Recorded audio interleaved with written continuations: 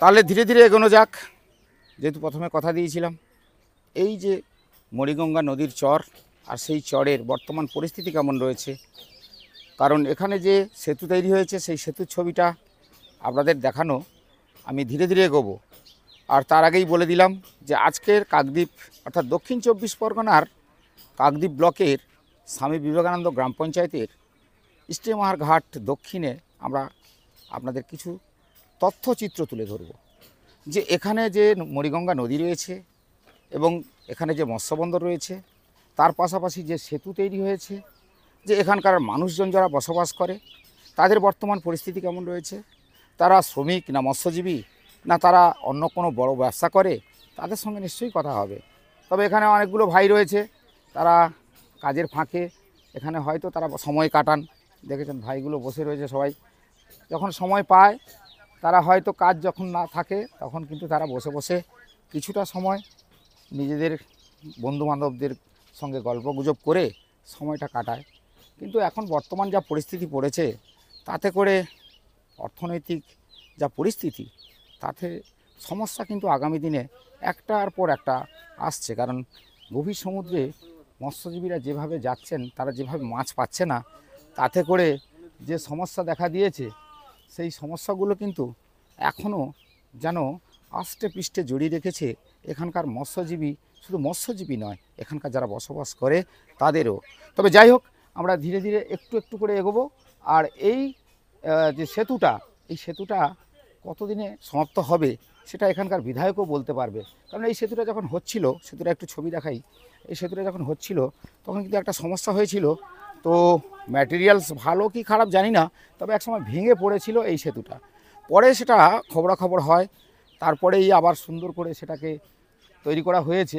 তবে এখনও পর্যন্ত সম্পূর্ণ নয় সেতুটা, যেহেতু যোগাযোগ ব্যবস্থা এখনও পর্যন্ত যে এইটা দিয়ে যাতায়াত করতে পারবে সেই পরিস্থিতি এখনও গড়ে ওঠেনি। তবে যাই হোক, আমরা ধীরে ধীরে আপনাদের কথা দিয়েছি আজকের দেখাবো মণিগঙ্গা নদী কতটা মজে গিয়ে এই যে বসত বাড়ি, অর্থাৎ জনসংখ্যা যখন বৃদ্ধি হয় তখন বসবাস করার জায়গা যখন কমে যায় তখন কিন্তু সেই সব জায়গাতে বসত বাড়ি গড়ে ওঠে।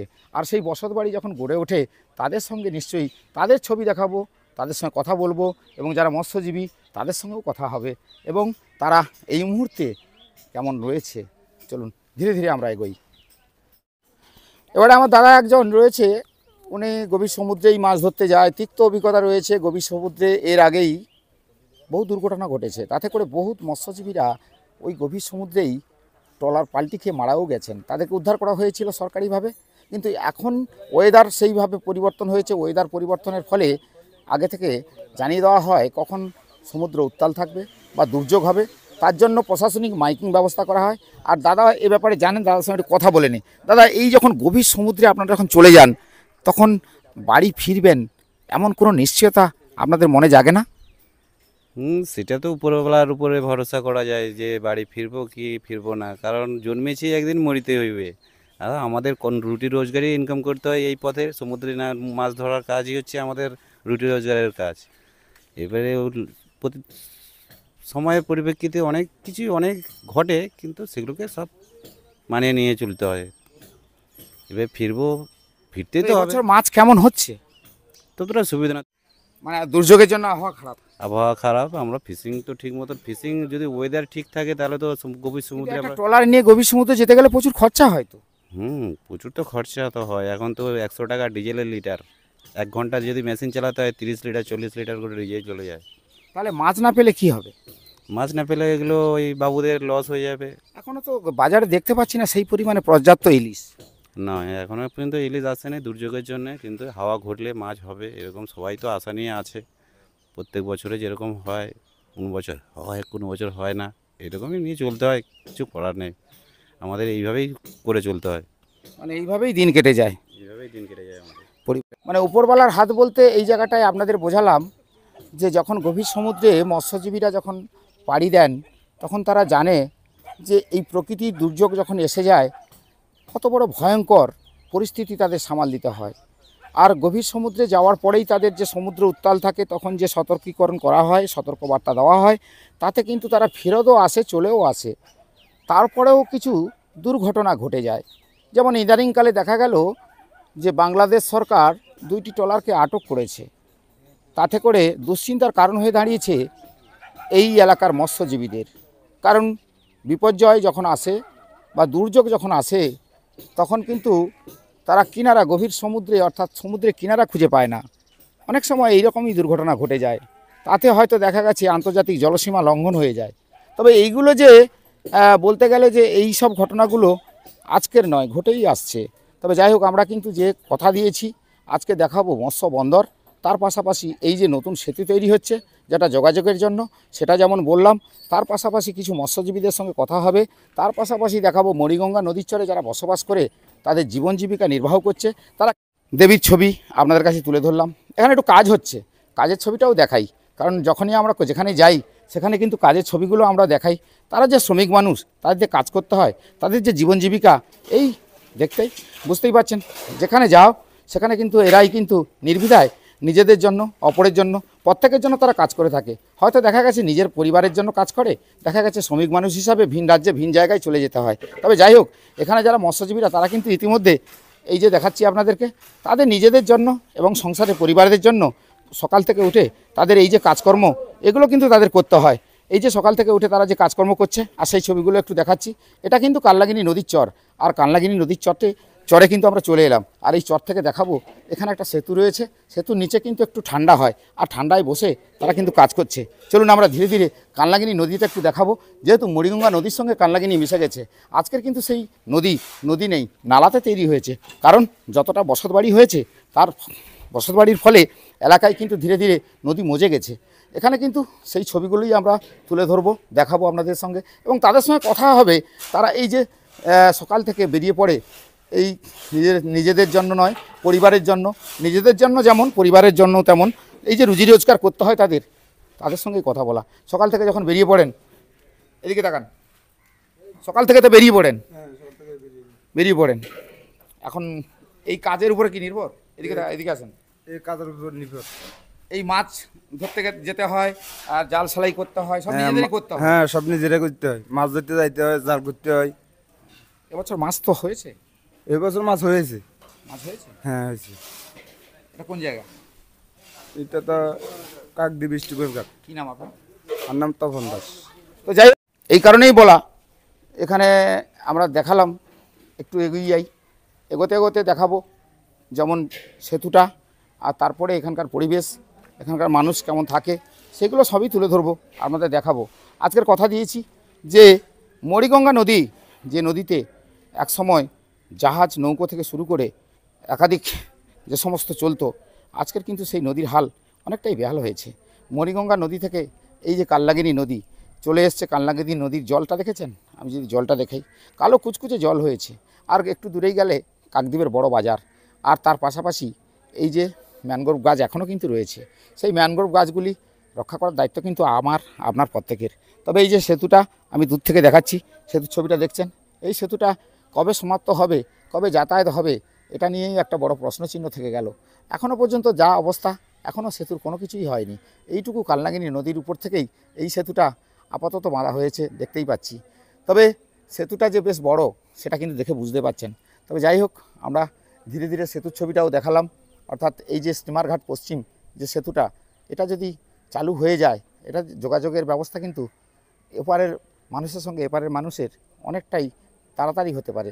তারা কিন্তু ওপার থেকে তাড়াতাড়ি করে এই বাজারে চলে আসতে পারবে, বা অনেক যোগাযোগ ব্যবস্থা হওয়ার পরে যেমন পণ্য পরিবহন থেকে শুরু করে যাতায়াতের অনেক কিছুই সুবিধা হবে।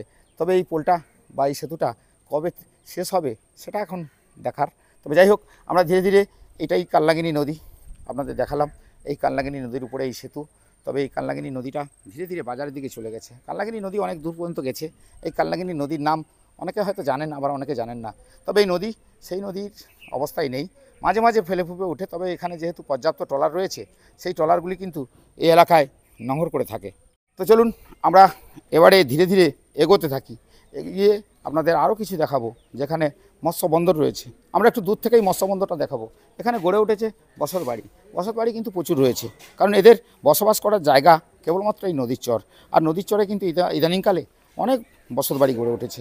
তাদের জীবন জীবিকা, তাদের যেভাবে চলতে হয়, শ্রমিক থেকে শুরু করে তাদের পরিযায়ী শ্রমিক, তাদের মৎস্য ধরা, এবং এখানে কিন্তু আমরা একটা কথা বলতে পারি, আমরা যেমন গ্রামেগঞ্জে গিয়েছিলাম সেখানে কিন্তু চাষবাস হতো, আমন ধানের চাষ থেকে শুরু করে একাধিক চাষ হতো, কিন্তু এখানে চাষ বলতে মাছ ধরা আর এখানে শ্রমিক বেশি পাওয়া যাবে। তবে এই শ্রমিকদের সঙ্গে আমরা একটুখানি কথা বললাম, তাদের সঙ্গে জানলাম তারা যে সকাল থেকে বেরিয়ে পড়ে তাদের এই কর্মব্যস্ততার জীবনটা একটু আলাদা টাইপের। তবে যাই হোক না কেন, শ্রমিক মানুষরা যদি না কাজ করে পরিবার চলবে কি করে, এটাও একটা অনেক বড় প্রশ্ন। যাই হোক, আমরা ধীরে ধীরে এগোতে থাকবো। তবে এই যে সুন্দরবনের সবথেকে বড় গাছগুলো যেগুলো এখনও পর্যন্ত রয়েছে, দেখেছেন বানি, গেওয়া, এখানে বানি কিন্তু প্রচুর পরিমাণে রয়েছে। আর এই বানি গাছগুলো কিন্তু অনেকটাই, আপনাকে যদি ছবি দেখাই দেখতেই পাচ্ছেন, এগুলো কিন্তু বানি গাছ। ঠিক আছে, আমরা ধীরে ধীরে এখান থেকেই বেরোবো, বেরিয়ে আপনাদেরকে একটু ছবি দেখাবো। এবার ধীরে ধীরে আমরা কিন্তু এখান থেকে বেরিয়ে পড়ছি। আর এখান থেকেই বলেছি যে এই সেতুটা কিন্তু দেখালাম। এবার সেতুর পাশ থেকেই আমরা ধীরে ধীরে এগোচ্ছি, ওইখানেই যাব যেখানে মরিগঙ্গা নদী মজে গিয়ে যেখানে বসতবাড়ি গড়ে উঠেছে। আমরা কিন্তু সেই ছবিগুলো আপনাদের তুলে ধরবো। তবে এখানে মৎস্যজীবীদের সঙ্গে কথা বলে বোঝা গেল যে নদীর যদি বিপর্যয় থাকে বা নদীর দুর্যোগপূর্ণ আকাশ থাকে, তাতে করে কিন্তু তাদের চলে আসতে হয় কিনারে, কোথাও বন্দরে, কোথাও আবার ঘাটে, তাদের নোঙর করে থাকতে হয়। আবার যখন আকাশ পরিষ্কার হয়ে যায় তখন আবার তারা গভীর সমুদ্রে মাছ ধরার জন্য পাড়ি দেয়। তবে এই যে এখন জালগুলি সেরে নিচ্ছে, এই কারণে এখনও হয়তো দুর্যোগ রয়েছে, যার ফলে এখনও পর্যন্ত তারা এই যে কিছু কিছু ট্রলার অর্থাৎ তারা কিন্তু বেরিয়ে চলে গেছে গভীর সমুদ্রে মাছ ধরার জন্য। তবে এই জাল যদি ঠিকঠাক না করা হয় তাহলে ইলিশ কি পড়বে? ইলিশ পড়বে না, যার ফলে এখনও জাল ঠিকঠাক করে নেওয়া হচ্ছে। তবে যাই হোক, এটাই মৎস্যবন্দর আপনাদের দেখিয়ে দিলাম। এবার আমি ধীরে ধীরে এগোতে থাকবো সেই নদীর চর অর্থাৎ মরিগঙ্গা নদীর চরে বসত বাড়ি গড়ে উঠেছে, সেখানকার মানুষ কেমন আছে তাদের সঙ্গে কথা হবে। তবে যাই, এখানে এক দাদা এখনও পর্যন্ত জাল বুনছে। কটা থেকে আসতে হয়? আমাদের 6টা থেকে 1:30 পর্যন্ত। 1:30 পর্যন্ত এক টাইম কাজ হয়? এক টাইম কাজ, সকালবেলা টিফিন আধা ঘন্টা, এই আবার 1:30টার সময় চলে যাব কাজ করে। তাহলে এই নদীর ব্যবসা, বেশি মাছ ফাছ নেই নদীতে এবছর, ব্যবসা বাণিজ্য ভালো না, গরিব মানুষ আমরা, নদীতে ভালো ব্যবসা হয় না, ব্যবসা হলে ভালো, মাছ ধরলেই তারপরেই সংসার চলে। হ্যাঁ, তারপরে সংসার চলে, এর উপরে আমাদের সব কিছু। এই নদীতে আমাদের ব্যবসা, নদীতেই সব কিছু, নদী থেকে ইনকাম করে আমাদের চলতে হয়। কি নাম আপনার? আমার নাম হিম বিশ্বাস। তাহলে আপনারও একই, সব একই তো। তাহলে এই আপনারা বুঝতে পারলেন যে এই নদীর উপরে যারা গভীর সমুদ্রে মাছ ধরতে চলে যান তাদের কিন্তু একমাত্র ভরসা, যদি সমুদ্রের মাছ না হয় তাদের কিন্তু আগামী দিনে পথে বসতে হবে। এমনই একটা চিন্তাভাবনা আমরা কেন করলাম, এই কথা বলার কারণ যে এই যে বিপর্যয় জলবায়ু পরিবর্তনের ফলে অনেক সময় দেখা গেছে দুর্যোগ যেখানে ঘন ঘটা করে হয়ে থাকে সেখানে কিন্তু গভীর সমুদ্রে বেশি সময় থাকা যায় না, যার ফলে যদি সেইভাবে মাছ না হয় তাতে করে কিন্তু তাদের যে দুর্ভোগ পোহাতে হবে, অর্থাৎ মৎস্যজীবীদের এবছর হয়তো মাথায় হাত পড়বে, কারণ এখনও পর্যন্ত সেই পরিমাণে মাছ হয়নি বলে তাদের কাছ থেকেই শোনা। তবে যাই হোক, আমরা ধীরে ধীরে বেরোবো এখান থেকে। এই যে কাল্লাগিনি নদী, এখন নদীর জল কিন্তু কালো ঘুটঘুটে, তবে জল বেশি পরিমাণে হলে বা জোয়ার এলে এই নদীর জল একটু চেঞ্জ হয়ে যায়। তবে আমরা এখান থেকে যখন বেরোবো, এই যে যেমন সেতুটা দেখিয়েছি, তবে সেতু দেখানোর পিছনে কেন কারণ আপনাদের দেখালাম যে যোগাযোগ ব্যবস্থা যেখানে রয়েছে সেই যোগাযোগ ব্যবস্থার কিছুটা অংশ, অর্থাৎ এখান থেকে যদি যোগাযোগ ব্যবস্থা ঠিকঠাক হয় তবে অতি সহজে মানুষ কিন্তু পৌঁছে যেতে পারে লট নম্বর 8-এ। তবে সেই এখনও পর্যন্ত এই যে জায়গাটা দেখাচ্ছি আমি ধীরে ধীরে দেখাবো। আর এখান থেকে একটা সুবিধা রয়েছে, সেটাও কিন্তু আপনাদের দেখাবো। এখান থেকে পূর্ব মেদিনীপুর অর্থাৎ মেদিনীপুরের সঙ্গে এই দক্ষিণ 24 পরগনার যেখানে যোগাযোগ ব্যবস্থা রয়েছে সেই জায়গাটাতে যাবো, সেখানেও ছবি দেখাবো আপনাদেরকে। তবে এই পোলের ছবিটা আপনাদের কাছে তুলে ধরলাম, কেমন লাগছে নিশ্চয়ই আপনারা জানাবেন। ডেজার কিন্তু এখানে পৌঁছে গেছে এবং এই যে রাস্তাটা যেটা আমরা বলেছিলাম স্টিমারঘাট পশ্চিম, যেখানে একটা সেতু কিন্তু আপনাদের দেখিয়েছিলাম একটু আগেই সেই ছবিটা, কিন্তু তার রাস্তা এইটা, আর ডেজার দিয়ে করা হচ্ছে পরিষ্কার, দেখতেই পাচ্ছেন সেই ছবিটা। তবে আমরা ধীরে ধীরে এগোবো। আপনাদেরকে বলেছিলাম যে এই যে রাস্তার মাথাতে আমরা ঢুকে দেখলাম এখানকার রাস্তার পরিস্থিতি এতটাই খারাপ রয়েছে, সে কারণেই ডেজার নিয়ে এসে পরিষ্কার পরিচ্ছন্ন করা হচ্ছে। তবে বসতবাড়ি যেভাবে গড়ে উঠেছে সেটা প্রথমেই বলেছি, এটা কিন্তু মরিগঙ্গা নদী একসময় অনেক বড় ছিল। কাল্লাগিনি নদী অর্থাৎ মরিগঙ্গা নদী, কাল্লাগিনি নদী একত্রিত ছিল। এখন কিন্তু এখানে যদি আমরা দেখি এটা কাল্লাগিনি নদীর চর, আর এই কাল্লাগিনি নদীর চরে বহুত মানুষ কিন্তু বসবাস করে আছে, কারণ জনসংখ্যা যখনই বেড়ে গেছে, আমরা প্রথমেই বলেছি যে জনসংখ্যা যত বেড়ে যাচ্ছে তার ফলে কী হচ্ছে, বসতবাড়ির যে সমস্যা সেটা কিন্তু এই নদীর চরেই তাদের বসবাস করতে হয়, আর কোথায় যাওয়া যায়। তবে আমরা এই মুহূর্তে যেহেতু দেখাচ্ছি এই রাস্তাটা, এই রাস্তাটা আপনাদের একটু দেখাই, কারণ এই রাস্তাটা এতই নোংরা আর এত ক্যাজরা ছিল, সেখানে কিন্তু ডেজার লাগিয়ে পরিষ্কার পরিচ্ছন্ন করার ব্যবস্থা করেছে, হয়তো পঞ্চায়েত নাহলে অন্য কোনো দপ্তর। তবে যাই হোক না কেন, এই যে দেখতেই পাচ্ছেন এই কাজগুলো অনেক আগেই করা দরকার ছিল। তবে যাই হোক, কাজগুলো হচ্ছে। সেই এদিকটা একটু ঘুরে এলাম, ঘুরে এসে দেখাবো ওই যে কাজ শুরু হয়েছে, অর্থাৎ এই রাস্তার কাজ কিন্তু তারা শুরু করে দিয়েছে। ডেজারের গাড়ি কিন্তু লেগে পড়েছে, আর ওই যে ট্রাক্টর দিয়ে অর্থাৎ মাটি অলরেডি এই জায়গায় জমায়েত করে বিভিন্ন জায়গায় পৌঁছে যাবে। তবে এই রাস্তার যে হাল ছিল, সেই রাস্তাকে নিশ্চয়ই পরিষ্কার পরিচ্ছন্ন করার দায়িত্ব কিন্তু এই এলাকার যারা দায়িত্বে আছে তারাই নিয়েছেন। তবে এটা আমি বলতে পারবো না, কারণ তাদের কাছ থেকেই বলা। তবে রাস্তার হাল কিন্তু খুব একটু খারাপ ছিল। আমরা যেহেতু যে সেতুটা দেখিয়েছিলাম, সেই সেতু থেকে আবার খানিকটা এগিয়ে এলাম, এগিয়ে এসে দেখাচ্ছি এই যে আবার সেই ডেজার গাড়িতে কিন্তু কাজ শুরু হয়ে গেছে, অর্থাৎ এলাকায় যে কাজ হচ্ছে সেই ছবিগুলো একটু দেখালাম। তবে এই জায়গা থেকে আবার আমরা ধীরে ধীরে বেরিয়ে যাব। আপনাদেরকে বলেছিলাম যে যেমন আজকের কাল্লাগিনি নদী এবং মরিগঙ্গা নদীর চরে যারা বসবাস করে আছে তাদের বর্তমান পরিস্থিতি কেমন রয়েছে, তাদের সঙ্গে যেমন কথা বলা, তার পাশাপাশি দেখানো। বেশ কিছুটা এগিয়ে এলাম, এগিয়ে আসার পরে আপনাদের দেখাবো এই যে কাল্লাগিনি নদী। কাল্লাগিনি নদীতে এই যে ট্রলারগুলো, যেটা আপনার মৎস্যবন্দর রয়েছে, এই মৎস্যবন্দরে এখান থেকে এই ট্রলারগুলি যায় গভীর সমুদ্রে। তবে এই মৎস্যবন্দরটা দূর থেকে দেখাচ্ছি। আর এটা স্টিমার ঘাট এলাকা। এই স্টিমার ঘাট এলাকায় আমি বলেছিলাম আপনাদেরকে এই ছবিগুলো কেন দেখানো, একসময় এই নদী ভয়াবহ নদী ছিল, যা এই সমস্ত নদীগুলো মরিগঙ্গার সঙ্গে মিশে গেছে। তবে এটা কাল্লাগিনি নদী। তবে এই যে মরিগঙ্গা নদী কিন্তু ওই নদী থেকে গিয়ে একদম সমুদ্রে গিয়ে মিশেছে। তবে যাই হোক, আমরা দেখাই এখানে কিন্তু বাদাবন যথেষ্ট রয়েছে। এই বাদাবনের পাশাপাশি এখানে বসতবাড়ি গড়ে উঠেছে। তবে কাল্লাগিনি নদীর আর মরিগঙ্গা নদীর আশেপাশেতে প্রচুর ঘরবাড়ি হয়েছে। তবে যাই হোক, আমরা এই ছবিগুলো কেন দেখাচ্ছি, যখনই আমরা কোনো জায়গায় পৌঁছে যাই, সেখানকার গ্রামীণ দৃশ্য, সেখানকার মানুষজন কেমন থাকে, তাদের সঙ্গে যেমন কথা বলা হয়, এবং পাশাপাশি আমি আপনাদের দেখাই যে তারা কেমনভাবে দিন কাটায়। বিশেষ করে দেখেছেন এখানে বেশিরভাগই মৎস্যজীবী। যেসব মৎস্যজীবীরা রয়েছে তাদের গভীর সমুদ্রে যেতে হয়, আর গভীর সমুদ্রে এই কারণে পাড়ি দেয়, তাদের একমাত্র মৎস্য শিকার করা ছাড়া আর কোনো রুজি রোজগারের কোনো জায়গা থাকে না। যার ফলে এখানে যারা বসবাস করে থাকে, বিশেষ করে কাকদ্বীপ, দক্ষিণ চব্বিশ পরগনার কাকদ্বীপ এলাকার বেশিরভাগই মৎস্যজীবী রয়েছে। তবে এই যে সমুদ্র উত্তাল হলে তাদেরকে কিন্তু আবার ফেরত চলে আসতে হয়। প্রচুর বাড়ি রয়েছে এখানে, আমরা একটু এগিয়ে গিয়ে আপনাদের দেখাবো এই বাড়িগুলো তারা করেছে। কারণ এটা একসময় সমুদ্রের অর্থাৎ মরিগঙ্গা নদীর চর ছিল, এখন কাল্লাগিনি নদী পাশ দিয়ে বয়ে গেছে। তবে এখন উন্নয়ন হয়েছে, যে উন্নয়নগুলো এলাকায় পৌঁছে গেছে, এখানে কিন্তু প্রচুর বসতবাড়ি গড়ে উঠেছে। আর সেই বসতবাড়িগুলোর ছবি আপনাদের দেখাই। তবে বিশেষ করে এখানে বেশি মৎস্যজীবী দেখতে পাবেন, কারণ মৎস্যজীবীরা গভীর সমুদ্রে, যেভাবে বলেছি আপনাদেরকে, এরা কিন্তু গভীর সমুদ্রে গিয়ে মাছ শিকার করে আনলে এখানকার যারা ব্যবসায়ী তারা কিন্তু এদের কাছ থেকেই মাছ কেনাকাটা করে। তবে এখানে প্রচুর বাড়িঘরদের হয়েছে, সেই ছবিটাই দেখি আপনাদের। বিশেষ করে দিন যত পরিবর্তন হয়েছে, দিনের পরিবর্তনের সঙ্গে সঙ্গে মানুষেরও পরিবর্তন হয়েছে, কারণ বসত বাড়ি গড়ে উঠেছে বিভিন্ন জায়গায়। তবে আজকের আমরা যেখানে গেছি সেখান থেকে কিন্তু একটা ছবি আপনাদের দেখিয়েছি। তবে এখানে একটা মায়ের মনে হয় মন্দির রয়েছে, বিশেষ করে এটা মনসা মন্দির। সেই মনসা মন্দিরের ছবিটা আপনাদের একটু দেখাই। আবার মনসা মন্দিরে যিনি পুজো করেন তিনিও দাঁড়িয়ে একগাল হাসি দিলেন। ওনার সঙ্গে একটু কথা বলে নিই যে এই মনসা মন্দিরে আপনি প্রতিদিন পুজো করেন? না, আমাদের ব্রাহ্মণ ধরা আছে, ব্রাহ্মণ করে, তো আজ শনিবার বলে আমি একটু বাড়ির পুজো। আজকে যেহেতু শনিবার আর বাবা শনিদেবের পুজোই কিন্তু রয়েছে, তার পাশাপাশি এই যে মনসা দেবীর পুজো কিন্তু এখানকার মানুষ করে। অর্থাৎ এখানে বিশেষ করে যেখানে জঙ্গল দেখবেন সেখানে কিন্তু বিষাক্ত সাপ থাকতে পারে। তবে এই সাপের ভয়ে কিন্তু এখনও আজও এই মানুষদের বিশ্বাস, সে কারণেই মনসা দেবীর পুজো কিন্তু তারা ঘটা করেই করে থাকে। তবে মনসা মন্দিরটা যে এখানে রয়েছে সেটাও কিন্তু আপনাদের দেখালাম। আর মনসা মন্দিরের পূজক তিনি কিন্তু ইতিমধ্যে আবার ধূপ প্রদীপ জ্বালিয়ে আবার পুজো শুরু করছেন। তবে আমরা যখন যেখানে পৌঁছই সেখানকার ছবিগুলো এই কারণে তুলে ধরি, এখানকার মানুষরা কেমন থাকে, তাদের সঙ্গে যেমন আর কথা বলা, তাদের পাশাপাশি তাদের যে গ্রামের চালচিত্র, সেগুলোও আমরা তুলে ধরি। এক দিদি আসতেছে, দীর্ঘদিন ধরে এখানে বসবাস করে আছে। দিদির সঙ্গে কথা বলা, দিদি একটা দোকান ছিল, অনেকদিন আগে দিদির সঙ্গে কথা হয়েছিল। ওই দিদি এখন কেমন আছেন? ভালো আছে। তো এখন দোকানে যাচ্ছ? তো এখন তো এই সময়টা বিশেষ করে গভীর সমুদ্রে তো মাছ হচ্ছিল আমার মনে হয়, কেন তোমার দোকান রয়েছে, এখানকার তো সবই তো মৎস্যজীবী। হ্যাঁ, সবই মৎস্যজীবী।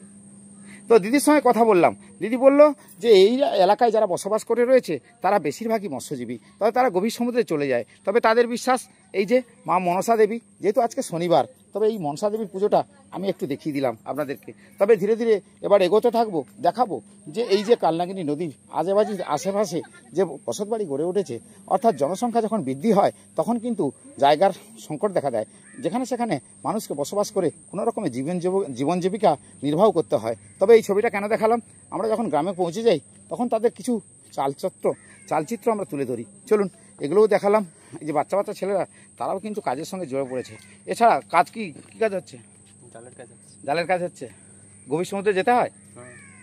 এবছর তো মাছ হয়েছে মাছ। ওয়েদার খারাপ ছিল, খুব একটা পাইনি। ওইটা কিসে ছাড়বে ইউটিউবে? ওয়েদার খারাপ ছিল, এখন মাছ পাওয়া যায়নি। কি নাম তোমার? রিপন রায়। এই জায়গাটা কোন জায়গা? এটা কাকদ্বীপ স্টিমার ঘাট, নতুন কলোনি। নতুন কলোনি। যাক, নতুন কলোনিতে এসে রিপনের সঙ্গে কথা হলো যে মাছ কিন্তু সেই মতন হচ্ছে না। তবে চলুন আমরা এগোতে আর কিছু ছবি দেখাবো আপনাদেরকে।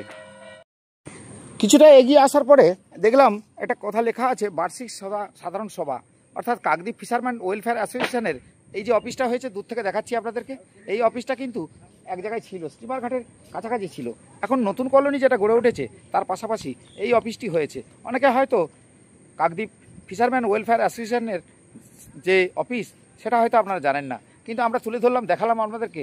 আপনারা অতি সহজে এই জায়গাতে চলে আসতে পারেন। একদিকে রয়েছে মৎস্যবন্দর, আর তার পাশাপাশি এই রাস্তা থেকে আপনারা কিন্তু চলে আসলে দেখতে পাবেন এখানে কিন্তু সেই ফিশারম্যানদের যে অফিস রয়েছে সেই অফিসটা আপনাদের দেখিয়ে দিলাম। আর তার পাশাপাশি এখানে একটা, যেখানে এই যে গুঁড়ো মাছের যে ফিশ, যে মাছগুলোকে ড্রাই করে বিভিন্ন জায়গায় পৌঁছে দেওয়া হয়, আর সেটাই কিন্তু এই যে দেখতে পাচ্ছেন এখানে কিন্তু তার যন্ত্রপাতি রয়েছে। যদিও আমরা ভেতরে ঢুকবো না, ভেতরে আমরা বাইরে থেকে দেখতে পাচ্ছি প্রচুর দুর্গন্ধ এখান থেকে ছড়াচ্ছে। তবে যাই হোক, এই যে জায়গাটা, এখানে কিন্তু এই নতুন প্রজেক্টটা তৈরি হয়েছে, এখানে প্রচুর মানুষ কাজকর্ম করে। তবে এখানকার বেশিরভাগই, যে আমি প্রথম থেকেই বলেছি, তারা কিন্তু মৎস্যজীবী। তবে এই জায়গাতে এই যে গন্ধ, এই গন্ধটা কিন্তু আমরা সহ্য করতে পারি না। তবে এখানে যারা থাকেন তারা কিন্তু এই গন্ধটা তাদের কাছে কোনো ব্যাপার নয়, কিন্তু আমাদের কাছে এই গন্ধটা প্রথম নতুন, তো সেই হিসাবে গন্ধটা কিন্তু খুবই নাকে লাগছে, যার ফলে আমরা কিন্তু সেই গন্ধ সহ্য করতে পারি না। তবে এই মৎস্যজীবী ভাইরা তারা কিন্তু ইতিমধ্যে এই যে কাজ করছে, সেই দেখছেন সকাল থেকে কিন্তু তারা এখনও পর্যন্ত কাজ করছে। এই ছোটো ছোটো নৌকো যেগুলো দেখতে পাচ্ছেন, এই নৌকোগুলো কিন্তু পাড়ি দেয় মাছ ধরার জন্য। ইতিমধ্যে দেখতে পাচ্ছি সব নৌকোগুলো এই কিনারাতে রয়েছে। তবে যাই হোক, আপনাদেরকে এই ছবিগুলো আজকের দেখালাম, কারণ আপনাদের সঙ্গে এতক্ষণ এই ছবিগুলো নিয়েই কথা হচ্ছিল যে আমরা ধীরে ধীরে দেখাবো যে একদিকে মরিগঙ্গা নদী, তার পাশাপাশি কালনাগিনী নদী, সেই নদী মজে গিয়ে বর্তমান পরিস্থিতি কেমন রয়েছে, মানুষের বসতবাড়ি গড়ে উঠেছে, সেগুলোও যেমন দেখাচ্ছি, তার পাশাপাশি যে স্টিমার ঘাট, যে নামকরা ঘাট, সেই ঘাটের ছবিটাও কিন্তু আপনাদের দেখালাম। তবে আমরা ধীরে ধীরে এগোচ্ছি, আর কিছু ছবি আপনাদের কাছে তুলে ধরবো। আর কিছুটা এগিয়ে এলাম, এখানে যারা স্থায়ী বসবাসকারী তাদের সঙ্গে একটু কথা হলো। স্থানীয় বসবাসকারীদের সঙ্গে কথা এই কারণেই বলা, তারা কিন্তু প্রতিদিন এই মাঠে আসে। এই যে কয়েকটা ছেলে দেখতে পাচ্ছেন, এরা কিন্তু প্রতিদিন মাঠে আসে, খেলাধুলাও হয়, এবং তাদের সঙ্গে গল্প করলাম। তারপরেই একটু এগিয়ে যাব। এই যে নতুন কলোনি জন্মেছে, এই নতুন কলোনি কিন্তু একসময় মরিগঙ্গা নদীর চর ছিল। আজকে সেই নদীর চর মজে গিয়ে এখন বসতবাড়ি গড়ে উঠেছে। তবে এই বসতবাড়ি যেভাবে গড়ে উঠেছে, তাতে করে আপনাকে দেখতে হবে যে কতটা শহরতলির গায়ে। কিন্তু কাকদ্বীপ এখনও পর্যন্ত পৌরসভা হয়নি। কাকদ্বীপ কিন্তু এখনও পৌরসভা নয়, যেখানে পঞ্চায়েত রয়েছে। তবে এখানকার যে মানুষজন, তারা যেভাবে বসবাস করে, সেই ছবিগুলো একটু তুলে ধরলাম, দেখালাম। আপনাদের কেমন লাগছে দেখুন। আমি একটু দূর থেকেই দেখাচ্ছি আপনাদেরকে। এটা পুরো আশেপাশে যদি দেখেন, পাশাপাশি কিন্তু মরিগঙ্গা নদীর চর, আর পাশাপাশি কালনাগিনী নদী।